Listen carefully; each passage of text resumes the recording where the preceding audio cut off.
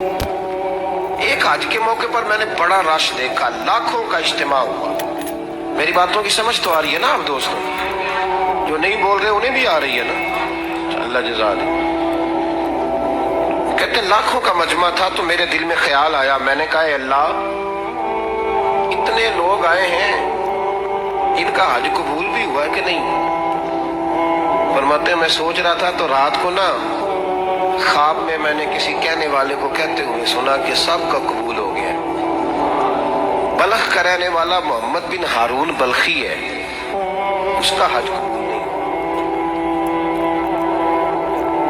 फरमाते शहरों के अलग-अलग खेमे लगते थे। अब भी आप हज करने जाएं तो पाकिस्तानियों की रिहाइशें अलग होती हैं, इंडियन की अलग, बांग्लादेश के अलग, मिस्री, यमनी, सब लोग अलग-अलग रिहाइशें होती, झंडे लगे होते हैं मुल्कों के। कहते मैंने सवेरे उठ के ढूंढना शुरू कर दिया, ढूंढता हूँ वो बंदा मिले। कहते जहाँ बल्ख शहर के लोग रहते थे वहां चला गया तो मैंने लोगों से पूछा तुम में मोहम्मद बिन हारून बल्खी कौन है? लोग कहने लगे वो तो बड़ा नेक आदमी है, परहेजगार है, बड़े भोले भाले, बड़े अल्लाह वाले, रियाज आपको बस हम ही जानते, वो तो बड़ा नेक है, परहेजगार आदमी। तो मैंने कहा अच्छा कहाँ है? उन्होंने कहा पहाड़ के पीछे उसने खैमा लगाया हुआ है, सारी रात इबादत करता है, सारा दिन रोजा रखता है, कायमुल लैल है, साइमुद दहर है। क्या बात है? फरमाते मैं उन लोगों की बात सुन के हैरान हो गया कि मुझे क्या बताया गया, ये क्या कह रहे हैं? फरमाते मैं पहाड़ के पीछे गया। हज़रत मालिक बिन दिनार अलैहि रहमा फरमाते हैं जब मैं वहां पहुंचा तो मैंने उस शख्स को मुसल्ले पे बैठे देखा। कसरत इबादत के आसार उसके वजूद पर नजर आ रहे, सीधा बाजू उसका कटा हुआ था। फरमाते 2 रकते मुकम्मल करके ना मैंने उससे अस्सलाम वालेकुम कहा तो मुझे कहने लगा वालेकुम अस्सलाम, आप मालिक बिन दिनार हैं? मैंने कहा बड़ी इसकी फिरासत है। फरमाते फिर उसने ठंडी सांस ली, कहने लगा आपको ख्वाब आई होगी कि मेरा हज कबूल नहीं। फरमाते मुझ पर और बिजली गिरी कि क्या कह रहा? मैंने कहा यार लोग भी तेरी तारीफ कर रहे हैं और तेरी बसीरत भी बड़ी है, तो ये माजरा क्या है? कहने लगा आप ना पूछे। ये कह के उसने रोना शुरू किया, देर तक रोता रहा। मैंने कहा नहीं यार तू बता। कहने लगा नहीं आप ना पूछे, आप नाराज हो गए। मैंने कहा मैं नहीं होता, तू बोल ना। कहने लगा हुजूर 24 साल हो गए मुझे हज करते हुए, 24 साल, 24वां हज है मेरा, और हर साल कोई अल्लाह का वली आके बताता है कि जा चला जा तेरा कोई नहीं कबूल। बेपरवाही वेख सज्जन दी जिथे किसे दी पेश न जावे, उन्हें ताजा वाले दर दर रोले ते मंगते तख्त बिठावे, आजम किसे नु घरा मिलता ही कोई काबे खाली आवे। कहते हैं उसने मुझे कहा हुजूर 24वां हज है, हर साल कोई बताता है। मैंने कहा तेरी गलती। कहने लगा मैं अपनी माँ का नाफरमान। मैंने कहा वाकया क्या हुआ? कहने लगा हजरत अल्लाह ने मुझे दौलत दी, माल दिया, जमीनें दी तो मैं अय्याश हो गया। इमाम मालिक बिन दिनार रहमतुल्लाह अलैह फरमाते हैं मुझसे कहने लगा पैसे आए तो मैं अय्याश हो गया।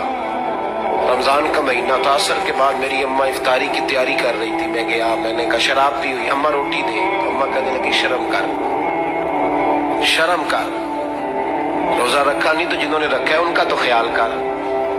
कहते अम्मा की बात का मुझे गुस्सा लगा। मैं कहा करता हूँ बदनसीब है वो बेटा जिसका बाप उससे बात करते हुए डरता है कि पता नहीं कहां से बोलेगा। बदनसीब नहीं वो बेटा जिसकी माँ उससे बात करते हुए सहम जाती है कि पता नहीं कौन सी बोली बोलेगा। बदनसीब नहीं कि माँ बाप भी जिससे खोल के बात ना कर सके। हजरत मालिक बिन दिनार से कहने लगा अम्मा ने जब कहा ना शर्म कर तो मुझे गुस्सा आया, मैंने माँ को थप्पड़ मारा और मेरी माँ जलते हुए तंदूर में गिरी। लोगों ने मुझे पकड़ के अंदर बंद कर दिया कमरे में। सारी रात में शोर सुनता रहा पर नशे में धोत रहा। सवेरे आंख खुली तो मेरी बीवी बैग बांध रही थी। मैंने कहा कहाँ जा रही हो? कहने लगी जो माँ का नहीं बना मेरा कैसे बनेगा? मैंने कहा मेरी अम्मा का वो तो लोगों ने रात को ही दफन कर दी जनाजा पढ़ के। तड़प के कहने लगा मुझे क्यों नहीं बताया? तो कहते हैं लोग कहने लगे तेरी मरती हुई माँ कह गई थी इसे मेरा मुंह ना देखने देना, मेरे जनाजे के करीब ना आए। हजरत मालिक बिन दिनार फरमाते हैं, जब उसने ये बात सुनाई तो मैंने भी उसके मुंह पे थप्पड़ मारा। मैंने कहा तो इसी काबिल है। कहते हैं वो रोने लगा, हुजूर दुआ करे अल्लाह मुझसे राजी हो जाए। कहने लगा जब माँ की इंतकाल की खबर मिली तो मैंने कुल्हाड़ी लेके वो हाथ काट दिया जिससे माँ को मारा था। मैंने सारी जायदादें खिरात कर दी। 24 साल हो गए, 24 साल सारी रात नमाज पढ़ता हूँ, रोजा रखता हूँ, हज करता हूँ, पर हर साल कोई आके कहता है जा दौड़ जा, तेरा कोई नहीं कबूल हुआ। हुजूर दुआ करे मालिक राजी हो जाए। फरमाते मैं थप्पड़ मार के आ गया। मैंने कहा तुझसे राजी हो जाए इतने जालिम से? इमाम मालिक फरमाते रात को आके सोया तो मुझे ख्वाब में रसूल पाक का दीदार हुआ। तो नबी पाक अलैहिस्सलाम ने फरमाया मालिक तू उसे मायूस क्यों कर आया है? अल्लाह तो बड़ा मेहरबान है। कहा हुजूर माँ के नाफरमान को माफी कैसे मिलेगी?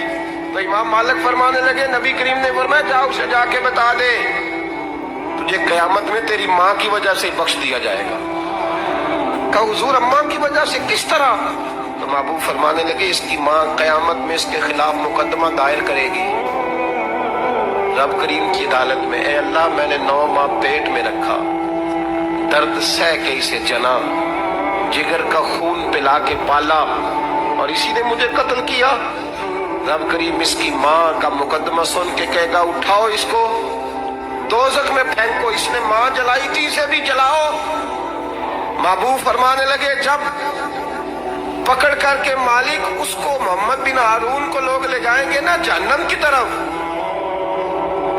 अभी फरिश्ते घसीटेंगे ही तो पलट के फिर अम्मा की तरफ देखेगा और दूसरी दफा फिर घसीटेंगे तो पलट के देखेगा और तीसरी दफा फिर पलट के कहेगा अम्मा ये मुझे जलाने लगे, अम्मा ये जहन्नम में फेंकने लगे।